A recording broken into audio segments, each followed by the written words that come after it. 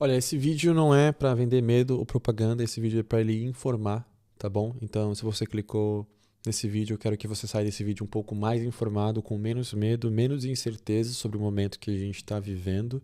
E o maior gerador de medo é não saber das coisas, estar desinformado, propagar desinformação. E hoje a gente vive a era da informação, a gente tem acesso a ChatGPT, a gente tem acesso a inteligências artificiais que conseguem, né, munir a gente com informações, mas é preciso que a gente vá atrás dela, certo? Então, mantenha-se informado, que uma vez que você estiver informado, você não vai ter medo do que as pessoas estão dizendo, porque você vai ver que elas estão falando balela. Então, bora ver os fatos, bora entender quantos conflitos hoje acontecem no mundo, porque esse conflito não vai gerar uma terceira guerra mundial. Ele é, sim, um escalador de ânimos, né? As pessoas ficam afloradas quando esse tipo de coisa acontece. Pode trazer, sim, algumas incertezas, certo? Mas eu vou trazer aqui uma análise otimista, tá bom? Se você quiser uma pessimista, vai para outro canal, porque aqui você não vai encontrar, tá bom? Mas não quer dizer que eu não vou deixar de ser realista. Dito tudo isso, eu vou apresentar fatos e fatores que me levam a ter essa análise mais otimista, esse olhar mais vitimista diante de tudo isso que a gente está vivendo, certo? Então, primeira coisa que a gente tem que pensar é na cadeia de produção globalizada, certo? Então, por exemplo, hoje eu tenho um iPhone que ele é desenvolvido, designed, né? Então, desenhado, né? Todo arquitetado nos Estados Unidos, certo? Aí depois eu mando todo esse projeto para a China para ela desenvolver, certo? E ela precisa comprar esses componentes, que esses componentes muitas vezes não são produzidos na própria China. Então ela vai procurar esse outro componente que precisa para fazer esse telefone em outro país. Então você vê, então para desenvolver um produto eu preciso entrar em contato com outro país, esse outro país não tem o insumo, a matéria-prima necessária para gerar esse produto que eu mencionei, então ele vai ter que ir para outro país para poder conseguir a matéria-prima, para depois voltar e conseguir montar e devolver o produto para mim já pronto. Então, a gente não fabrica tudo no quintal de casa. A gente precisa de outras nações para que o mundo ele aconteça da forma que a gente está acostumado hoje, certo? Você só consegue comprar suas brusinhas e receber no dia seguinte porque a gente está em paz. Uma vez que a gente tem guerra, os cenários que a gente tem entre o comércio, né, impossibilitam que isso aconteça. Eu não vou conseguir comprar do outro país, as rotas vão ser bloqueadas ou vão ser atacadas, certo? O preço daquele insumo pode aumentar, porque agora ele é uma zona de risco ou não tem outro produtor. Então, tudo isso ajuda a gente ficar um passinho mais longe da guerra. Por que eu falo isso? Porque, gente, país quer riquezas. Qualquer país. Isso é uma coisa que todos eles têm em comum. Todo país quer riqueza. E entrar numa escala de conflito a nível global, nível mundial, não vai gerar riqueza para o país. Vai gerar o oposto. Então, a gente sente isso. Né? Somos cidadãos, pagamos impostos. E a gente sabe a importância do Estado de ter riqueza, certo? Então, para um Estado entrar em guerra com outro país, tem que ser levado muitas coisas em consideração, certo? E um ataque a um outro país, por mais importante que seja, não é um fator decisivo para que se escale a nível global. Na verdade, pode ser até uma medida para que isso não aconteça. Então, lembrando, a gente tem uma cadeia global de produção e isso faz com que a gente não entre nesse conflito aí de escala mundial, certo? Então, pensar, Estados Unidos é uma nação muito consumista, certo? E alguém precisa gerar tudo isso que eles vão consumir. E quem que gera isso hoje? É a China. Então, assim, uma grande empresa como a Apple pode estar encerrando a produção do país, mas né, ainda existem outras empresas. Ainda tem uma Nike da vida, certo? Ainda tem uma Microsoft. Então, visar somente uma empresa durante esse cenário todo, acho que é um pouco perigoso, certo? Então, ter uma noção de que outras grandes empresas também não estão encerrando esses acordos comerciais é uma coisa que pode trazer um pouquinho de calma e conforto aí para você não sair pirando, né, com medo de uma terceira guerra mundial se escalar a qualquer momento, certo? Então, fator número 1, certo? Então, cadeia global de produção. Então, um país precisa do outro para produzir um produto. E muitas vezes, né, esse outro vai precisar de um outro, que vai precisar de um outro, e assim por diante. Tendo isso em mente, você acha que é interessante ter uma guerra? Tem essa reflexão. Se eu preciso de um outro país para produzir um produto que eu quero vender, porque eu não consigo produzir isso aqui, seja porque fica mais caro, seja porque eu não tenho matéria-prima, seja porque eu não tenho pessoas capacitadas para operar as máquinas, para poder desenvolver esse produto, para operar e montar esse produto. Então, são vários os fatores que me protegem de certa forma, porque uma vez que eu tenho a ruptura nessa cadeia de produção, o impacto é muito grande. É muito grande. E esqueça viés político, acreditem somente em fatos. O que? Mas fulaninho esquerdista disse tal coisa, fulaninho direitista disse tal coisa, né? O Bozo, o Lula disse tal coisa. Porra, se atenha aos fatos. Então, e uma coisa muito importante, a gente vive na era da informação. Cara, tudo que você receber, até o meu vídeo, pô, se você viu, já não sai contando pra todo mundo aí, cara. Tipo, veja se o que eu disse bate com o que está acontecendo. Checa as fontes. Vou sempre tentar colocar as fontes aqui para depois você conseguir acessar um pouco disso do que eu tô falando. Então, segundo fator que eu acredito que possa te acalmar, mas também não é tão bom assim, né? Você sabe hoje quantos conflitos armados estão acontecendo hoje? Se tivesse que chutar assim, quanto você diria? Mais de 50, cara. Hoje, em 2026, a gente tem mais de 50 conflitos armados. E mesmo assim, uma terceira guerra mundial ainda não foi desencadeada. Sei lá, parece que toda e qualquer coisa pode estar a um passo dessa guerra ser desencadeada, né? Mas se fosse, acho que a gente já poderia estar lá dentro dela faz um bom tempo.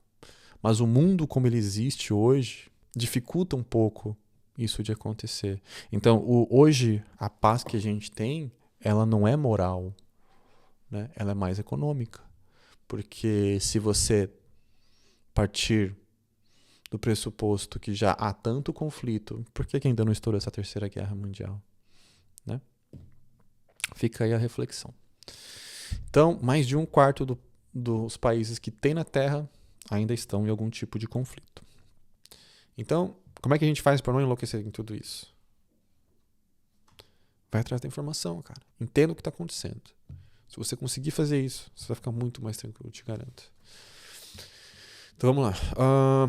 Esses dados agora que eu acabei de mencionar, você vai conseguir achar eles na Vision of Humanity, que é uma instituição onde elas estudam e analisam os conflitos que estão ocorrendo no mundo e também promove a paz, certo? E ela tem diversos relatórios, então é só você entrar lá, eu vou deixar o link aqui na descrição se você quiser entender ou estudar um pouquinho mais para poder ter uma mente mais tranquila, né? Ou até o contrário, né? Porque você vê o número de conflito que tem e que está acontecendo no mundo é maluquice. Mas mesmo assim, a gente não estourou para uma escala global. Aqui a gente pode ter uma imagenzinha, né, do verde com mais paz, ou seja, menos conflito, do vermelho, onde tem mais conflito. Então, pra você ver, ó, amarelinho, aqui, ó, por exemplo, nossos vizinhos aqui, ó, já estão sofrendo conflitos, né? Venezuela aqui, ó, né, já está uma outra cor, que é a mesma cor do Brasil, né? Lembra do Brasil? No Brasil a gente tem o PCC, a gente tem o Comando Vermelho, galera. Entendeu? Lembra do episódio no Rio de Janeiro que aconteceu aí? Então, não muito tempo atrás. Então, tem muita coisa acontecendo no mundo. Tá bom? Não necessariamente uma guerra, tá bom? Entre um país e outro. Pode sim ser uma guerra, pode ser uma guerra civil, pode ser uma insurgência de uma célula, seja de terrorismo, seja por viés religioso, né? E como vocês podem ver, tem muita coisa acontecendo, muita coisa acontecendo. Tem conflito hoje em todos os continentes, praticamente, e mesmo assim uma terceira guerra mundial ainda não aconteceu. E espero que sigamos dessa forma, né? Tenho esperança de que a gente vai seguir dessa forma. Acho que a humanidade nunca viu tanto tempo de paz, né? Eu estou falando aqui de de pesquisar. Vou até pesquisar isso aqui, porque eu trouxe esse tema pra gente aprender. Hoje vivemos o maior tempo de paz. Não, 2026 entrou com o maior número de conflitos armados desde o fim da Segunda Guerra Mundial. Em 2024 e 2025 foram registrados picos de violência não vistos há mais de 70 anos, com cerca de 61 conflitos estatais ativos. Para você ver, a gente não está no maior período de paz que a gente poderia ter, e mesmo assim, a Terceira Guerra ainda não está tão próxima. Isso é curioso, né? É curioso, mas para você ver que ainda há esperança. Então, por isso meu olhar otimista. Então, beleza. Então, hoje a gente tem conflito em todos os continentes, né? Temos na Ásia, temos na Europa, nas Américas, no Oriente Médio, né? Enfim, tá muita coisa acontecendo. E lembrando, esse vídeo não é sobre viés político, tá bom? A gente não está falando que os Estados Unidos são os bonzinhos por terem atacado a Venezuela. Sim, abre precedente, blá, blá, blá, blá, blá, blá. E se você for pegar na história, isso já aconteceu anteriormente, né? No Panamá. No Panamá, os Estados Unidos já fez uma ação no Panamá. E vamos ver como é que o Panamá está hoje. Como está o Panamá hoje? Ele é mais rico ou pobre depois da intervenção dos Estados Unidos? Vamos ver.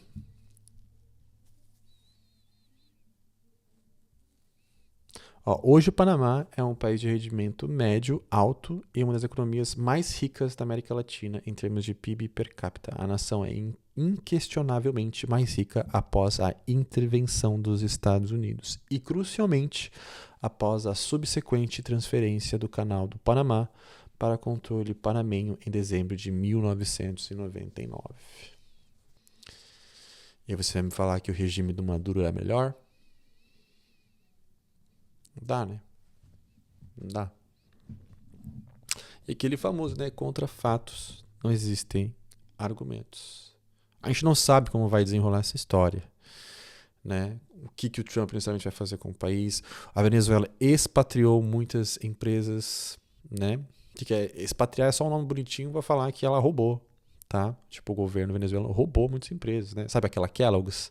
Então, pegaram uma empresa, todos os equipamentos, tudo mais, confiscaram e depois começaram a utilizar. Então, hoje, o motivo que leva o Donald Trump a ter e realizar essa ação é sim financeiro, tá bom? Alguns analistas dizem que não, outros dizem que sim. Eu considero que é financeiro também, não é somente financeiro, mas também é geopolítico, certo? Porque a Venezuela tinha uma ótima relação com Rússia, China e Irã. Então, ela vendia, né, e recebia outros produtos dessas nações. E a reserva dela, como vocês podem ver, é a maior reserva de petróleo que a gente tinha hoje no mundo, com 303 bilhões de barris de petróleo contabilizados. Então, os Estados Unidos deu um pulo gigantesco ali no top 10 de reservas de petróleo, uma vez que ele colocou a mão ali na reserva de petróleo da Venezuela.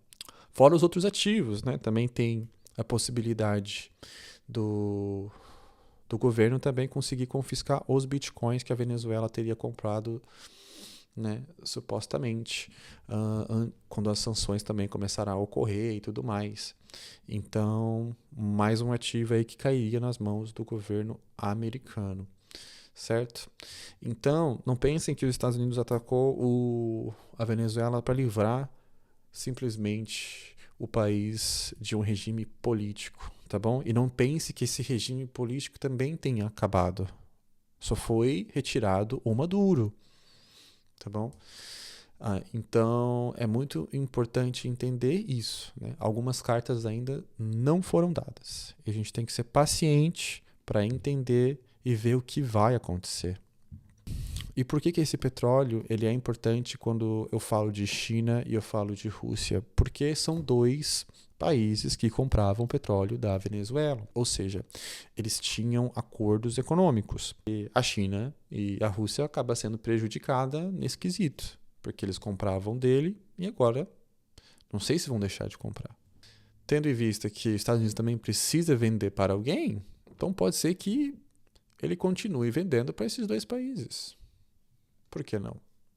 É uma possibilidade. A gente tem que trabalhar com as possibilidades, né? Inclusive a possibilidade de algo bom, tá bom? Ou a calma, né? Não necessariamente algo ruim. Lembre disso, não necessariamente algo ruim, galera. Pensa, ninguém quer sair perdendo. E conflitos fazem parte da humanidade, cara. Tem que pensar, conflito. Quando eu penso em conflito, isso tem dentro de casa, isso tem na casa do vizinho, principalmente no vizinho. Sempre tem uma briga com o vizinho. Pô, né? Alguém sempre vai ter algum tipo de briga com o vizinho, cara. E é muito importante que você entenda, isso é da relação humana. É muito difícil você alinhar tudo direitinho e tudo certinho. Então, se você, meu caro, briga com o seu vizinho, você acha que uma nação não vai brigar com o vizinho dela? A gente tem isso para todo lado, né? A gente não entra em guerra, né? O Brasil não é de entrar em guerra, mas a gente tem uma tretinha com os hermanos, né? Então, é só lembrar disso, tá bom? É difícil estar alinhado 100% no que diz respeito aos interesses de cada um, mas com o diálogo, né? Sempre com o diálogo, inclusive para você, quer tentar resolver um BO, tenta conversar primeiro, não saia gritando, não saia atacando um míssil, não sai explodindo a porta do vizinho, né? Tenta conversar com ele. Apesar das táticas de negociação do Trump serem bem agressivas, ele já falou que isso é uma técnica dele. Ele tem uma técnica agressiva de negociação, sempre chuta muito alto para depois ir cedendo aos poucos. Então, seja paciente e não brigue com seu vizinho. Tenta conversar primeiro. Se você acha importante transformar dados em consciência, deixe seu like e compartilhe. Informação clara também é uma forma de responsabilidade.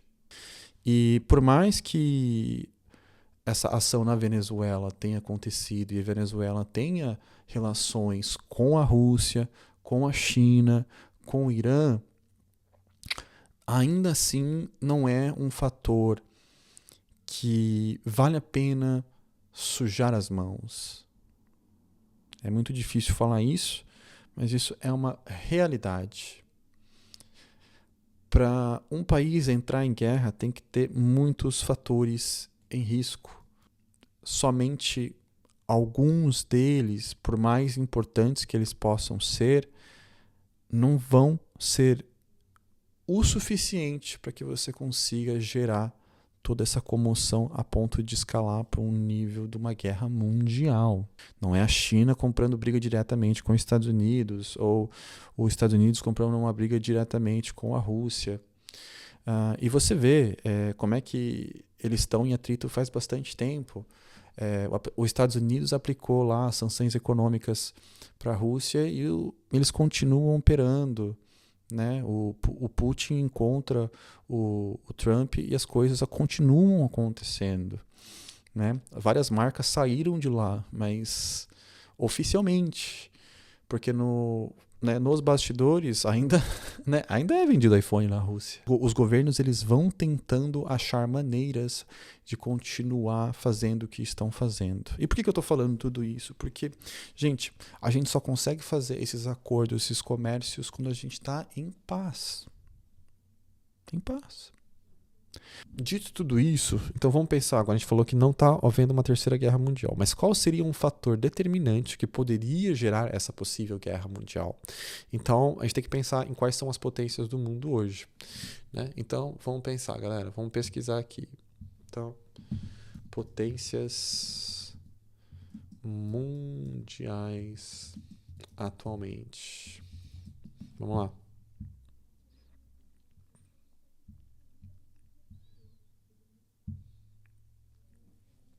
Lembrando que a gente pode ter algumas diferentes potências, né? Que a gente tem a potência militar, a gente tem a potência econômica, tá bom? Então depende também dos dados que você vai estar analisando, né? Mas via de regra, vamos pensar que são as né, militares ou econômicas, certo? Porque se você fosse entrar em guerra, você precisaria ou de dinheiro, certo? Ou de poder bélico, né? Poder militar, né? Ter armas, caças, tanques e tudo mais, né? E hoje, acho que todo mundo sabe que o nosso top 3 é China, Rússia e Estados Unidos. Então, a partir do momento que a gente tiver um cessar-diálogo entre uma dessas 3 pontas, né, pensando num triângulo aí a gente vai ter um problema.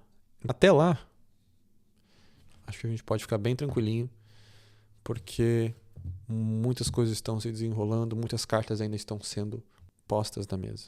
Então, eu sei que tem a cadeia global, eu sei que para acontecer uma possível guerra precisa ter 2 potências envolvidas num conflito, né? Conflito escalado, né? Porque, tipo, só que nem a sanção econômica. Os Estados Unidos aplicou sanções econômicas lá para a China no ano passado. Ele pode dizer um conflito, né? Tipo, a China não quis ceder para os termos do Donald Trump, né?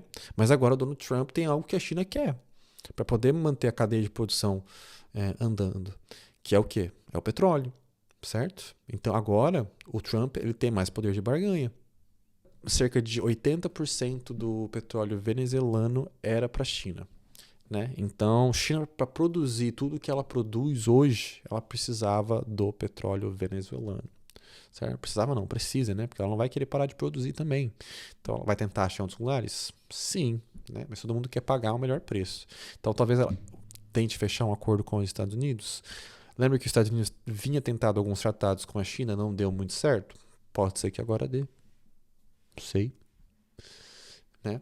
Então, antes o que era um conflito, agora pode ser uma opção, né, de acordo. Vamos ter que esperar para poder ver esses próximos episódios. A China, vendo o que aconteceu, logicamente condenou a intervenção dos Estados Unidos. Acho que muitos países estão reclamando, né? Que é normal. Acho que, apesar de entender a situação, não é algo que dê para falar que é algo bom. Muito complicado quando a gente tem uma intervenção que é um terceiro player, né? É uma pessoa que vem de fora. Então, a China condenou sim a intervenção dos Estados Unidos por violar as normas internacionais, né? E está focada em garantir os reembolsos das suas dívidas junto de qualquer outro governo. Então, a gente não sabe o que vai acontecer, mas ninguém quer sair com alguém devendo alguém. Então, o que a gente pode entender por isso? Os parceiros da Venezuela querem saber se eles vão receber os produtos, os barris de petróleo que eles pagaram. Entendeu?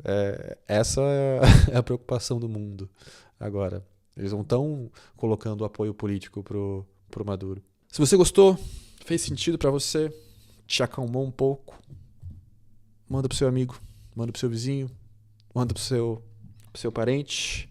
Tá bom? E espero que saber um pouquinho mais sobre o que está acontecendo, entender um pouquinho mais como essas pecinhas se encaixam, te traga um pouquinho de calma.